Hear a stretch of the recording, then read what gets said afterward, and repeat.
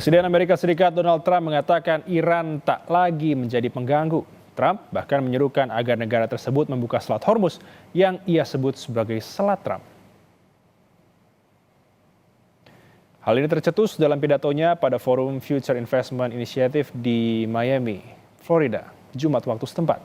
Trump membahas perang dengan Iran yang berdampak pada penutupan Selat Hormuz. Selain itu, Trump juga mengklaim Amerika Serikat telah menghancurkan militer Iran selama perang berlangsung.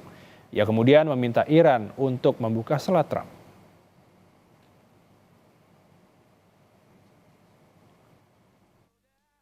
We're crushing Iran. Currently, as we speak, I just looked, we had another big day. We hit them. They don't know what's happening. Remember this?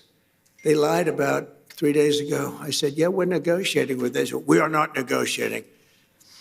They're being hit so hard, too, so we had 10 ships, and then people realized we were actually negotiating. We're negotiating now, and it'd be great if we could do something, but they have to open it up. They have to open up the Strait of Hormuz.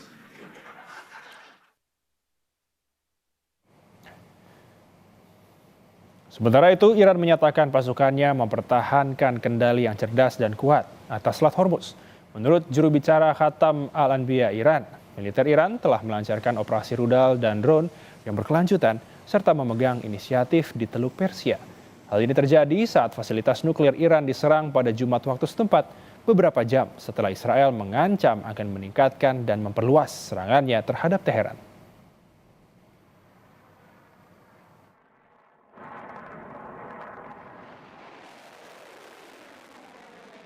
رزمندگان جانبرکف ما در نیروی دریایی و هوافضای سپاه ضمن کنترل هوشمندانه و قدرتمندانه تنگه هرمز و در دست داشتن ابتکار عمل در خلیج فارس هجوم به مواضع دشمن در منطقه را به فضل الهی با قدرت ادامه خواهند داد.